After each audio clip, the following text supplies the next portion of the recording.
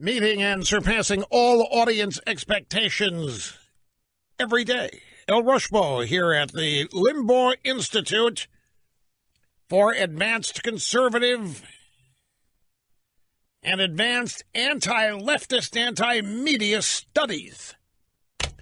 I am sitting here, of course, in the distinguished Attila the Hun chair. It's an endowed chair. I paid for it. 800-282-2882 if you want to be on the program. Email is elrushbo@eibnet.us. From the Morning Consult, it's a polling outfit. Remember, I don't care about any of this, but they do. You would not believe the number of people live and die by these things.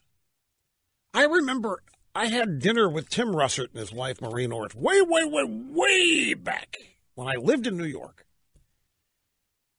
And it was back during the Perot, George H.W. Bush, Clinton era. I forget, but we were nowhere near an election. It was still 2 years away. And Tim was just reciting every poll he knew about and what it meant 2 years out. And all these people in the drive-bys, the Washington establishment, think tanks, K Street, polling is their daily nourishment. And so given that they're looking at this and it's affecting them, then I share it with you. I tell you about it. But it's not because I think it means anything yet. Of course, we're like everybody else. Polls that are good, oh yeah, baby, we'll take them. Polls that are bad, they don't mean anything right now. And both are true. But the Morning Consult, Trump makes gains ahead of midterms, but they couldn't leave it there. But risks remain for GOP. Political experts say rise in net approval ratings among voters reflects a solid U.S. economy. In January, 44% approved of Trump's performance, 51% disapproved. January is a 2% increase from the month before. After losing voter support in every state during his first 9 months, President Trump is beginning second year with his popularity on the upswing, according to Morning Consult. The numbers don't really matter. That trend line is what matters to all these people. And it's going to be a factor in the Mueller investigation. It's going to be a factor in, this whole year. If Democrats, if they continue to lose ground in this so-called generic ballot polling, remember just a month or two ago, they thought a slam dunk. Winning the House in 18 was slam dunk. Now they're becoming less sure of this, and it changes the way they behave. And if Trump's popularity continues to increase, folks, we're going to what? We're going to actually see people literally go insane on television. We're going to see meltdowns of people like Jeffrey Toobin and any number of these people who've got themselves, they've had themselves convinced since Trump was inaugurated that Trump is gone, that they're going to get rid of Trump. The Russian investigation, they're going to get rid of Trump. And that they were going to drive a wedge between Trump's supporters and Trump, and that was going to be how they were going to do it. If they could somehow convince Trump voters that Trump is not worth it, then that's it. It's over for Trump. They haven't succeeded. I know you're going to find this maybe arguable, but in terms of their long-term objective, they are not succeeding right now. It's going the wrong way for them.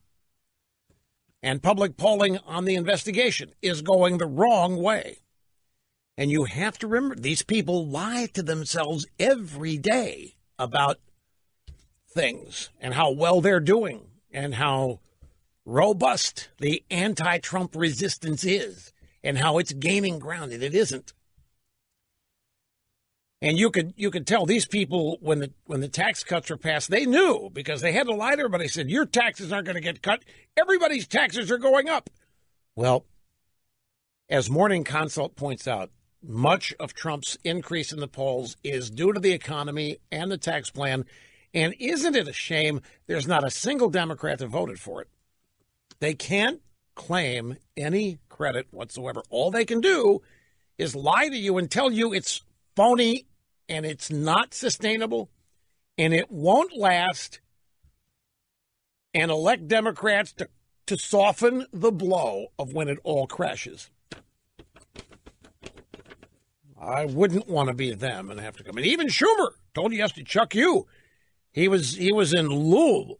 He made a speech, and he actually said, when Democrats talk to each other, and there's only one camera there, they feel a little bit more secure than otherwise. And Chuck you, he told his supporters, anti-Trump isn't enough, gang. We need an economic message. And then he detailed what that message, we need an economic message of prosperity for the middle class. And I'm laughing to myself, what do you think's happening right now? What do you think? Wages are going up, bonuses are being given, and benefits packages are expanding. New jobs are being created. Jobs Obama said were never coming back are coming back. What do you have to offer the middle class that you haven't already given them in 50 years? What do you have to offer them that's better than what's happening now? They don't have anything. They've been counting their chickens before they've hatched. Grab soundbite number 25. This is another indicator. Sherrod Brown, major Democrat, huge leftist Democrat. This afternoon in Washington, bipartisan meeting with congressional members and cabinet members.